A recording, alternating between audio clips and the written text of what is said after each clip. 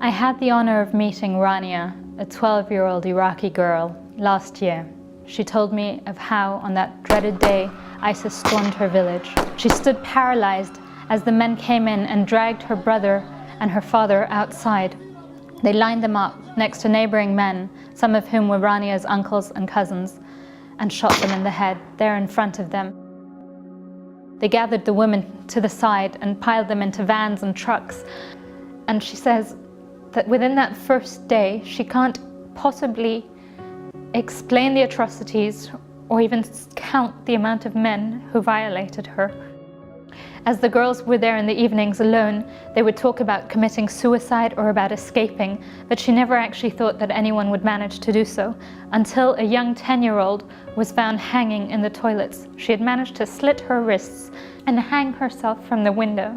It was so excruciating that she told the girls, she said, listen, why don't we escape? If we don't escape, we are going to die a slow death in this place. One of the girls spoke out and she said that she'd actually managed to hide a cell phone this whole time on her. They were able to call one of the relatives of the girls, who was then able to connect them with the Peshmerga fighters, who said that they would guide them out through the mountains. That night, they managed to escape. They came across a farmer. This wonderful farmer said, listen, I'll help you, even if that means risking my life. And he packed them into their truck and drove them halfway up the mountain. And there they were able to call the Peshmerga fighter, who was able to guide them to safety. I spoke to Rania and I said, Rania, how could you have been so brave? How could you, a young 12-year-old, be so brave to help not just yourself, but the other ladies to escape? And she said, Diana, listen, all I could do was try. And she said it was worthwhile. And the only thing that keeps me alive now is the hope that I will one day be reunited with my mom and Nora. I pray that they're still alive, but I will never give up having hope.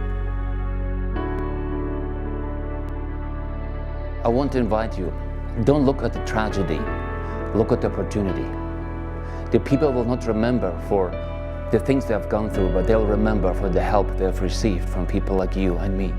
I invite you to join with us in helping the thousands who are still held in captivity. And I know that together we can make a difference. Thank you.